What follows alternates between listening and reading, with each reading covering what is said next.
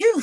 Good evening, everybody. I am here. It is 8:36. We're coming to you late today because I was driving. So I just made it to Michigan and I'm excited to be here back in one of my home states. People ask me where I'm from, and I say I don't really know. I was born in Buffalo, raised in Detroit and Los Angeles, then lived all the other places. Of all the places I've lived the most in California. And of all the places I've lived, my favorite is where I'm living now, which is DC. So where am I from? I don't know. All of them, part of witness protection. Anyway, speaking of witness protection, thank you, Lord, for getting me here safely because, I am your witness and you protected me. We are continuing our theme on playfulness in the Bible. And this is going to be a short one. This is a short one. I haven't had, I only have the thought. I haven't had a lot of time to research, but I'm going to share what I do have. So that's what we're doing tonight. Playfulness in the Bible. And tonight's title is All Play, No Work. So when you think about playfulness, if you one way of thinking about playfulness is that it's the absence of work, or it's what you do when you're not working. And I know playfulness can mean all kinds of things. You can have playfulness activities at work and joke around, and that could be considered playful. I'm not looking at those tonight. Tonight I'm just thinking about the times in the Bible when they were not working. They were just playing. And what I looked up were multiple times when it talked about someone threw a party in the Bible. And there are a bunch of times. I'm not going to read them all, but I'm just going to read a handful because thinking about the fact that in the Bible, they took time from regular activities, tending the yards, harvesting the fields, all the things, building the temples and fortifying. This is all the things they were doing, praying, praising, those important things. And then times they would say, and now it's time to feast. And so when you read some of the scriptures, they interchangeably use feast and party. So imagine all the way back to Genesis, which is why I want to start there, where they party. They take time to stop work and have a feast or have a party, as it were. And some of them last a really long time, like 7 days.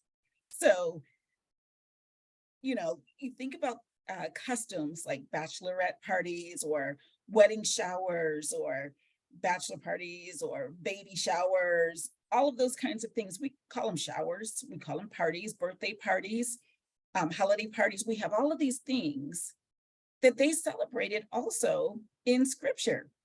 They would take a moment and have a feast or throw a party or play.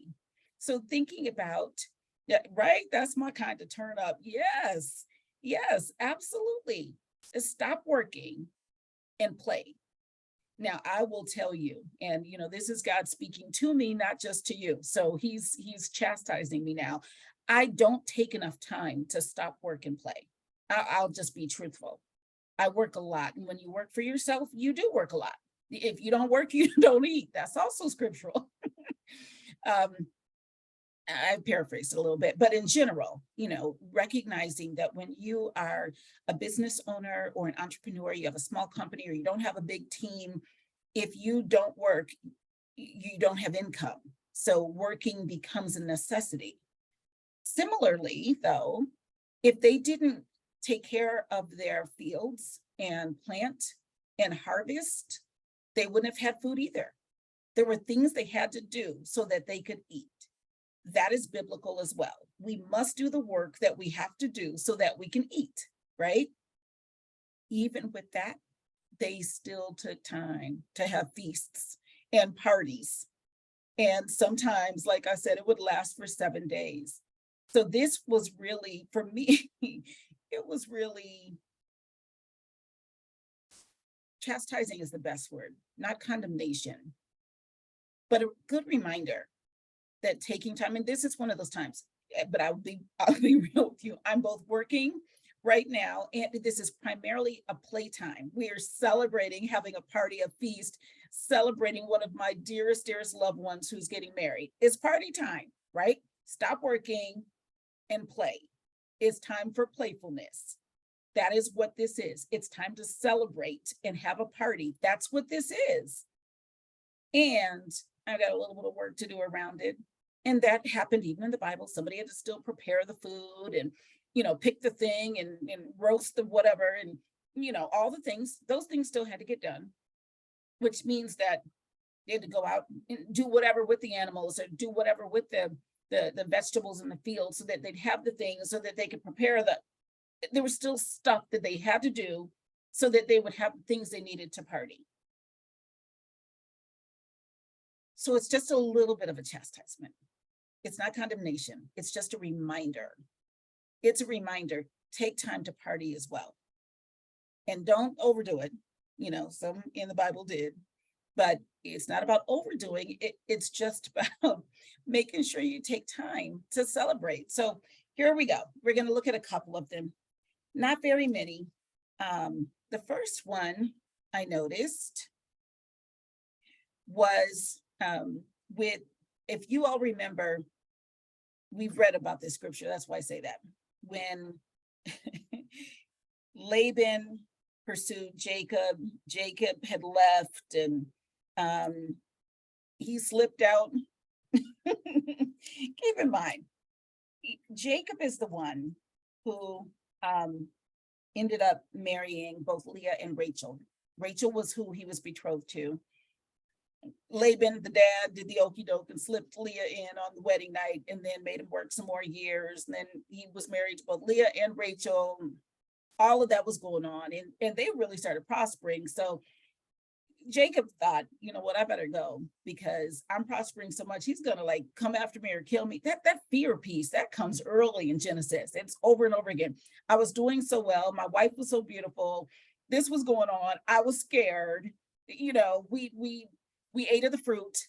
I was scared. Therefore I hid. Therefore I left. Therefore I ran. Since Genesis, y'all. So Laban comes after him.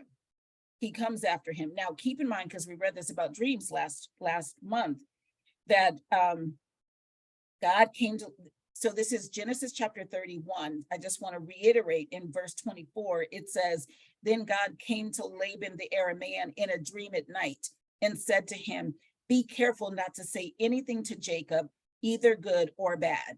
And so we were talking about warnings and dreams. We were talking about truthfulness and things like that. But listen to what he says in verse 26. Then Laban said to Jacob, what have you done? You've deceived me and you've carried off my daughters like captives in war. Why did you run off secretly and deceive me? Why didn't you tell me? Here's verse 27. Why didn't you tell me so I could send you away with joy and singing to the music of tambourines and harps? And in other versions, it says, so I could have thrown you a party. Would have thrown you a farewell party. First farewell party would have been in Genesis chapter 31. But Jacob slipped out. So Laban was saying, I would have done a whole party for you. We would have stopped work. There would have been tambourines, singing, some joy, some harps. We would have had a party. So he didn't say anything good or bad. He did tell him, God told me not to say anything to you good or bad. So I'm not going to do it. But if you had stayed, now we don't know if that's true or not, but he did say, I'd have thrown you a party. If you had stayed, I would have thrown you a farewell party, which is pretty funny. Then, so that's one party. Got a farewell party in chapter 31 of Genesis. Go to chapter 40. And then this is after, y'all know this story because we read this too. This is all in the dreams. How funny is this that the dreams and the parties, the playfulness are intertwined? So you remember poor Joseph and the cupbearer and the baker, and they had those dreams and Joseph interpreted them and then they promptly forgot them, right? But it says in Genesis 40, verse 20, now the third day was Pharaoh's birthday, and he gave a feast for all his officials. And in another version, it says, he gave a party for all his officials. He lifted up the heads of the chief cupbearer and the chief baker in the presence of his officials. He restored the chief cupbearer to his position so that he once again put the cup into Pharaoh's hand. but he hangs the chief baker, just as Joseph had said to them in his interpretation. He knew what was going to happen, right? But my point is the third day, it's Pharaoh's birthday. He gives a feast for everybody. So you have a farewell party in Genesis 31. Now you got a birthday party in Genesis 40. And then our third party that we're going to talk about today. Hold on. See if I can get to it again. Hold on, let me make sure I have the right. Oh. 1 second. Judges 14. Oh, no wonder. I'm like, that's not where it is. That's because I'm in Joshua. Judges 14. Seriously, Judges 14. I mean that. Judges 14. This is Samson. We didn't talk about him this past month, but we talk about Samson a lot because Samson was hard-headed. Oh my goodness. All right. This is a wedding party, not like the wedding party, but a party for a wedding. So we'll pick up in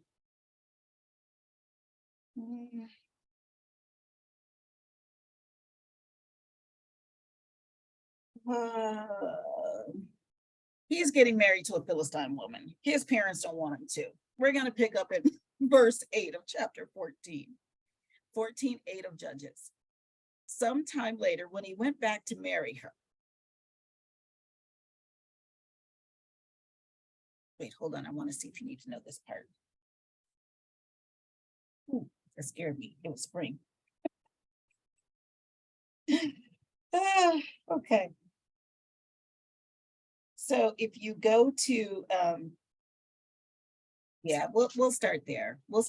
He finds this woman. She's a Philistine. He wants his parents to get her for him. So we're going to start at verse 7.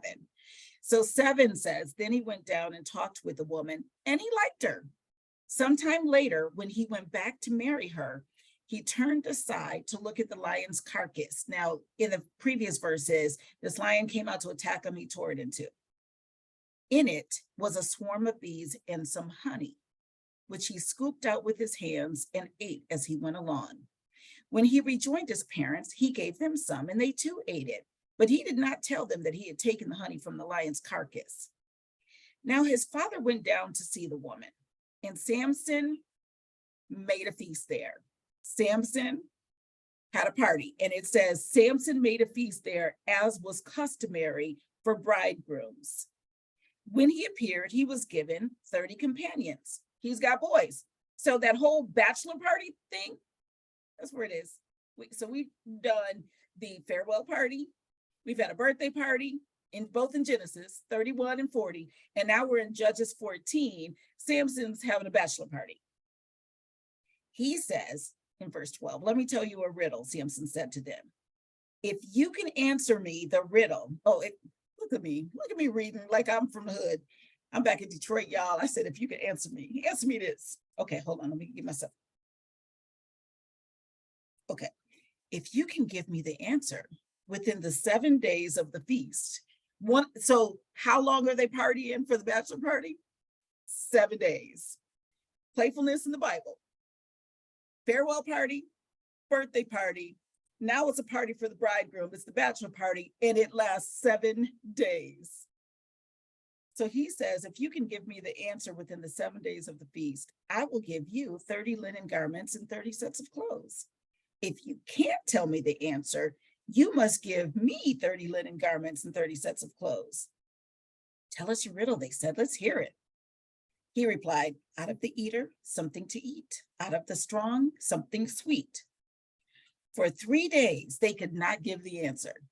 So now keep in mind, they're all still partying. So this is just interesting to me. So, it's not about the party right now, but I got to just read this part because it's so good. On the 4th day, because this is the first time Samson fell for the okie doke. On the 4th day, they said to Samson's wife, coax your husband into explaining the riddle for us, or we will burn you and your father's household to death. Did you invite us here to rob us? She's like, I didn't invite you here at all. Y'all Samson's boy. But then Samson's wife threw herself on him, sobbing, you hate me. You don't really love me. This is actually in the scripture.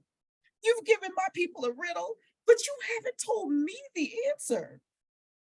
I haven't even explained it to my father and mother, he replied. So why should I explain it to you? She cried the whole 7 days of the feast. It's supposed to be a party. Every time he's like, oh, that was fun hanging with seriously, you're still crying? We're day 6. You're still crying? So on the 7th day, he finally told her because she continued to press him.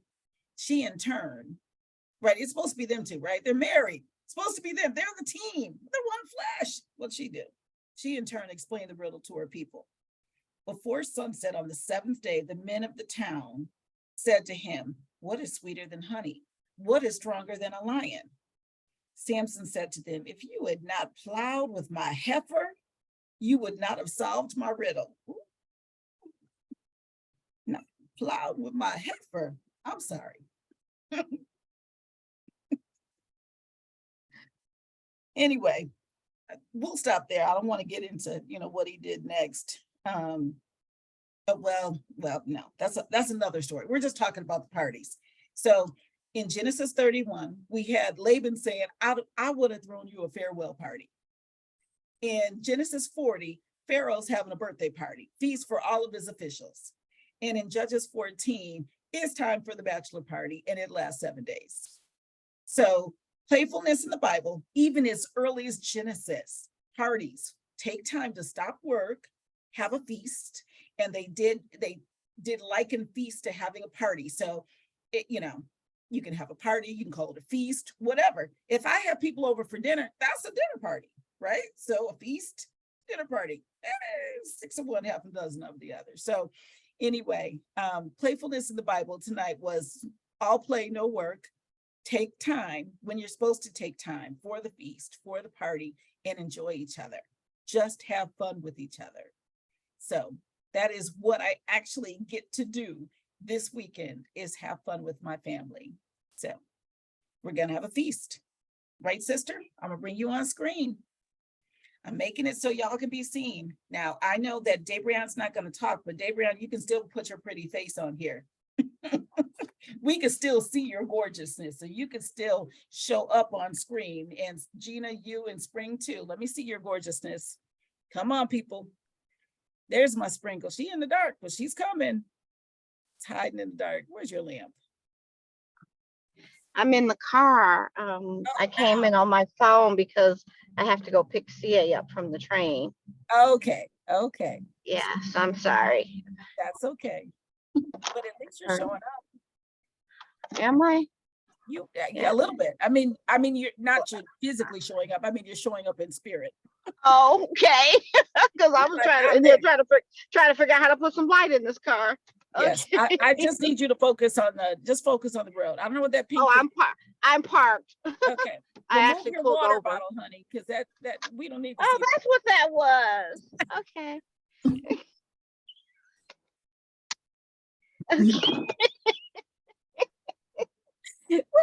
Spring, one of my favorite moments is when we found what's that on your leg? And you're like, oh, that's my icon. That's my little hand icon, everybody. Do not put your water bottle in front. We're going, just, Yeah, I was thinking that was on your side. I've got some tea as well.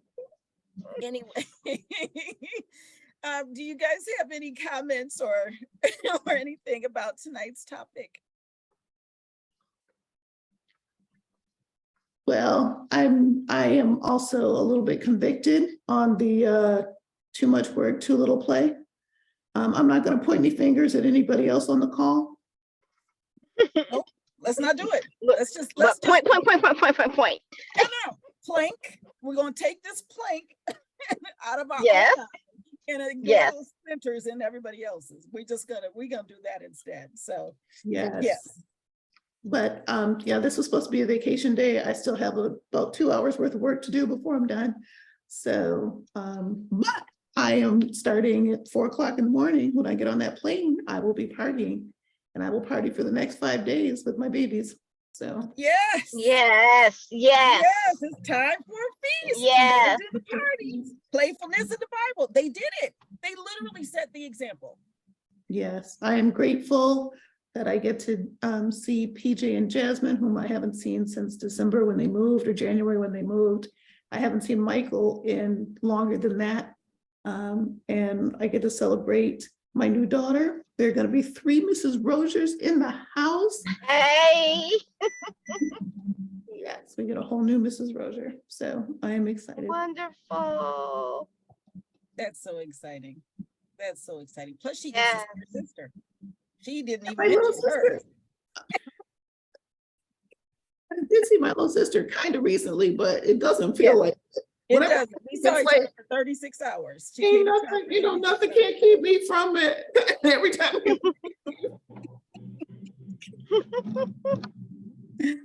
So I do. You And and me, us never apart. Yes. right. I see my Detroit family as well while I'm there. And as much as I can, I'm not going to stress. I'm not going to spend. It's a feast. It's time for party. It is What it's time. not time for is stressing. That's exactly right. So I am excited. I'm excited too. I'm excited. It's party time.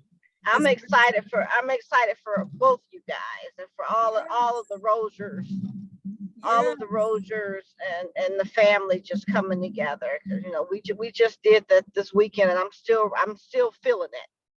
Yep. I really am still feeling it, and I wish it's just that the way the days fell in terms of the celebration. And I missed part of the study. I have to go back and listen to it, but the part, what do we call it, the play, and you know, of course we don't really do that. We just like have a wedding, have a reception, that's it.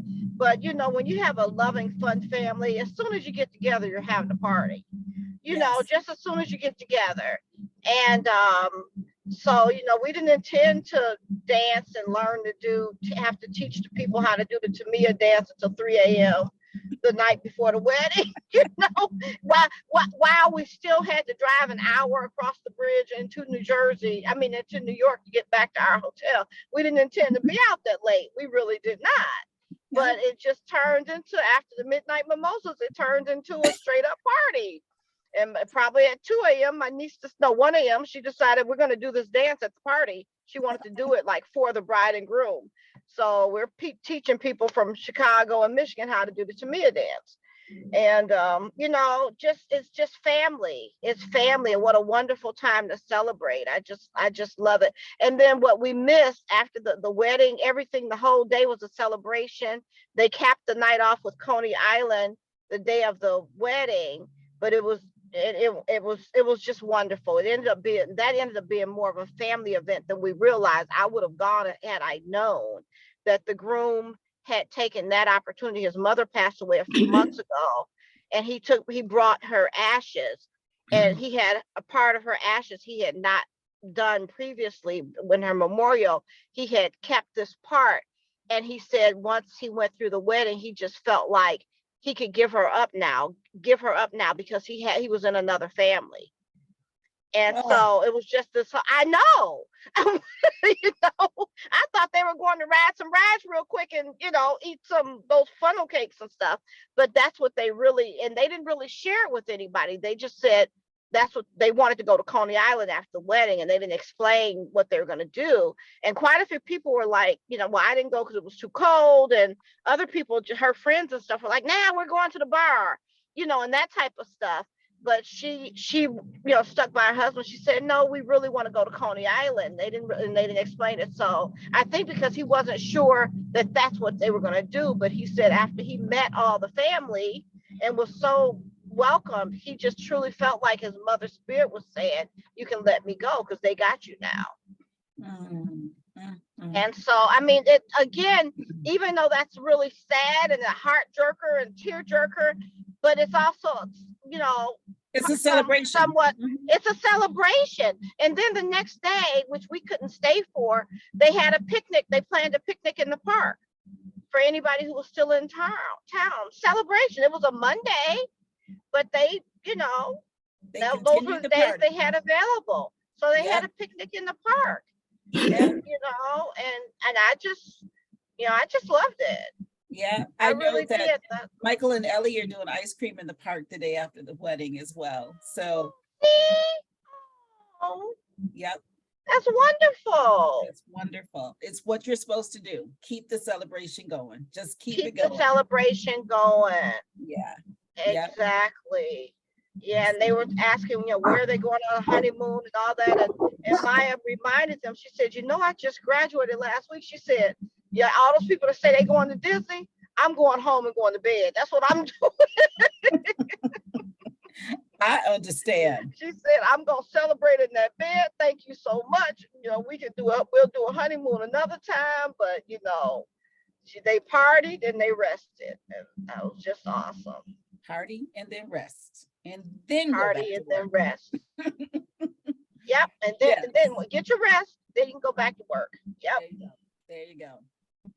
There you go. So anyway, playfulness in the Bible. So Spring, when you listen to it, it's a shorty, but it was just talking about how playfulness, when you think about play, it's the opposite of work. So when did they stop work and start Okay. playing? So and that's where Okay. that conviction came from, that chastise of Connie. How often do you take a break? It's from from the Yes. first book in the Bible. They would take time to stop and celebrate. And so for people who say, oh, I don't like to celebrate my birthdays, you know what? It's biblical. Right from jump, they were celebrating birthdays. I don't even like to hear people say, I don't like to celebrate my birthday. It's like, go to the book. Exactly. Time out. I don't even want to hear it. So that's a pet peeve of mine. I don't like people to say, hey, you know how I feel about birthdays. No, whether I do or not, you're wrong. Period. Period. Well, it is part of some religions, even part of some Christian religions, is they said, because Christ said to celebrate my death and not my birth. I'm like, I don't believe he said so, don't celebrate my birth, but he did say, that we had reason to celebrate his death as he died for us. But I don't believe anybody's ever been able to show me in the Bible that says don't celebrate my birth. I haven't seen it. I haven't seen it, but Yeah. I'm reading a chapter a day, so I'm not gonna say I've seen it all, but I haven't seen that. Right. So, but Yes. I do see in the Bible where they celebrate birthdays. I see that. I see in the Bible where Yes. they talk about farewell parties, and I see where they talk about wedding parties. So, bachelor parties Yes. and all that. So I'm not, I'm not going for that. I'm not going for it. Anyway. Yes. Thank And you. one more, and one other part that's, I'm sorry, I can stop. No, honey. Because it's not necessarily play, but then again, it's rejoicing. But where Jesus is, where Martha and Mary were in the kitchen, and then one of them stopped to be at Jesus's feet to hear what he had to say. Martha got salty. Mary did. Martha got salty. And Martha got salty, and she was like, she's doing, the work will get done, but she's doing that thing. She's chosen the better of the two, basically. She's chosen the better of the two. And yeah. that was just sitting at his feet. And it was not, at that time, it was just because she knew how special it was. So she took that time. And so that's really that's the scripture that I use a lot to just remind me to take a break, or to convince me, because sometimes I have to convince myself to take a break. I know.